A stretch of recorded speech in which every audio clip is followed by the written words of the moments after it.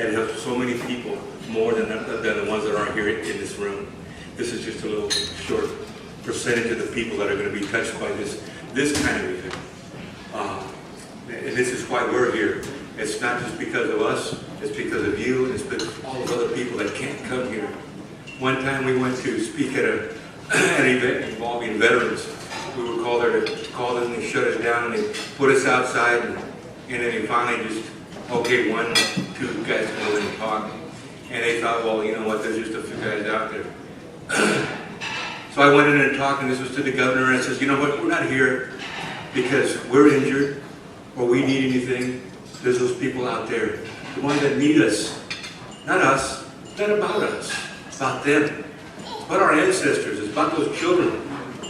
They're the ones that need this information, this history, this culture, all this that was brought here for each one of us. It's touched us in many different ways before we got here, before we walked into this world. Out here in the parade and everywhere we go. While we're walking around here at the store and everywhere we go, this history touches us in different ways. And it's important that we pass it on. I'm a retired policeman too. I worked for 31 years in California as a policeman. And when I retired, I vowed to stop thinking one thing is to tell myself predominantly is that someday I'll do that. Someday I got to visit my grandma, my cousin, my brother, my sisters. I just go. And I'll never have any money. But I'll always have family. And I always have a lot of friends here. And we have this history we need to pass on to each other. We're leaving here tomorrow, headed to Washington, to do that exact thing. To tell them about what happened here to our families. And we're Apaches, and we're proud to be in debt. We're the people. We're not the enemy. We're the people. As we live here, we were affected by all this colonization around us. That as people came into our lands, where we lived, it wasn't our lands.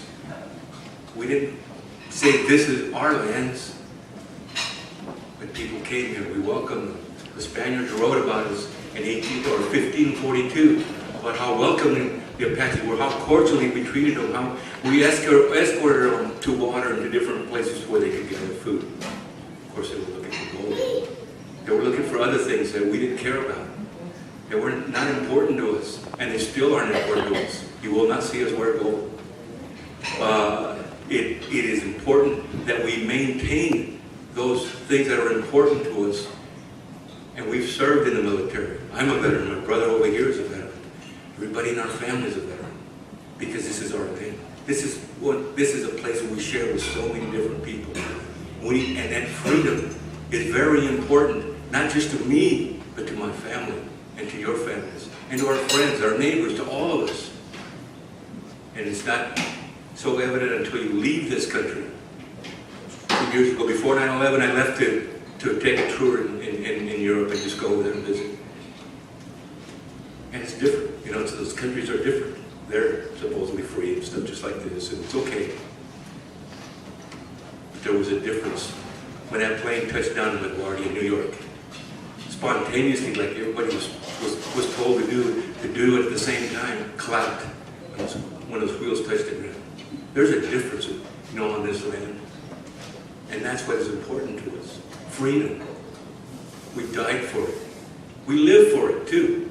And we fought for each other. We fought predominantly for our families. They were the ones who were important to us. My mother, my father, my family, my children. My brothers and sisters who I served with. They were important because they had your back. I had their back. We had to count on each other.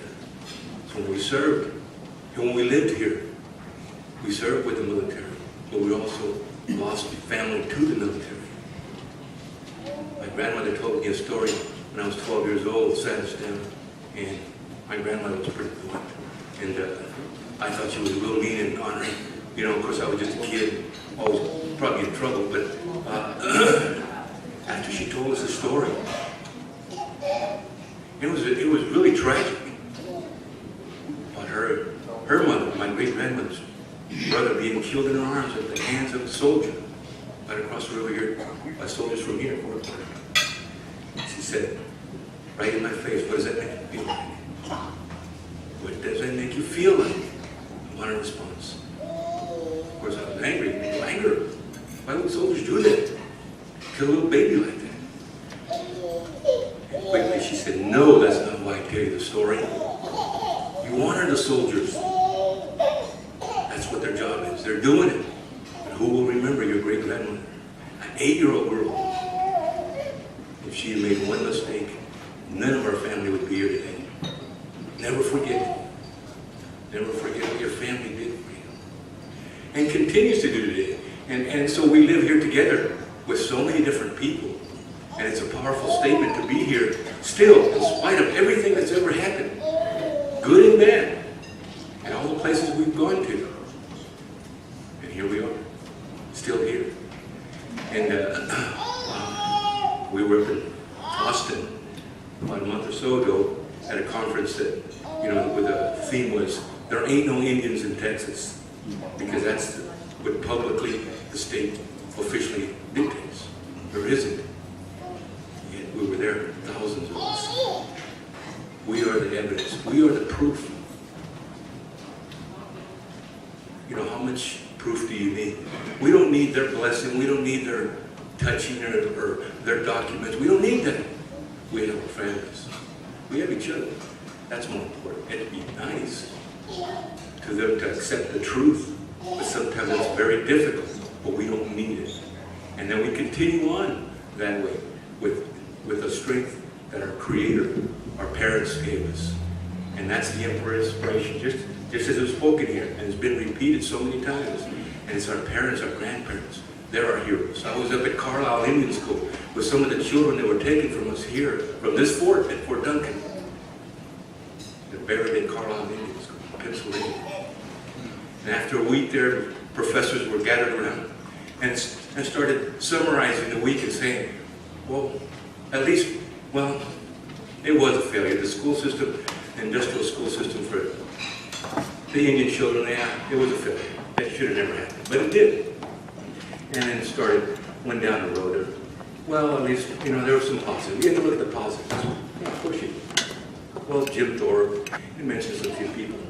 Came all the way around to me, and the dean of the university said, bottom line is, what do you think? We want to know what you think.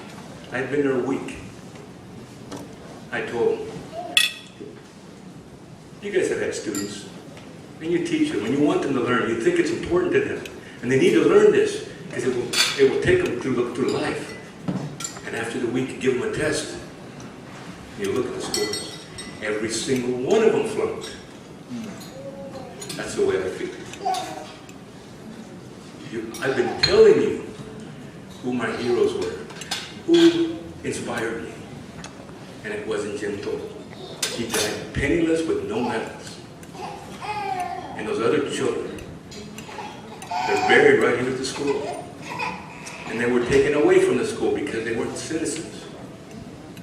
Yeah, there are a lot of bad things to happen. But I want you to understand one thing. My heroes have not changed. It's still my mother, my father, my grandmother, my grandfather. They always will be. They're the ones that got me here. And they were the ones who I always will remember. They're the ones that bring with me here, and I take them with me when I leave. They'll always be with me. And we all should be that way. We should pass it on to our children. After all, it's amazing when I see my children, well, they're adults, teaching their children, my grandchildren, and I'm there watching some football game or something, and of course they're goofing around because I let them, and my son or my daughter will tell their children something, and I'm thinking, those are my words. That's exactly the way I talk. It's amazing. And as they give them counseling and advice, wow, it's just the same thing I would have said.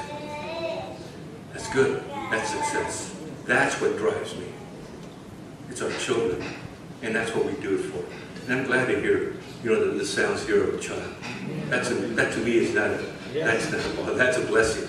Thank you for having me here, and thank you.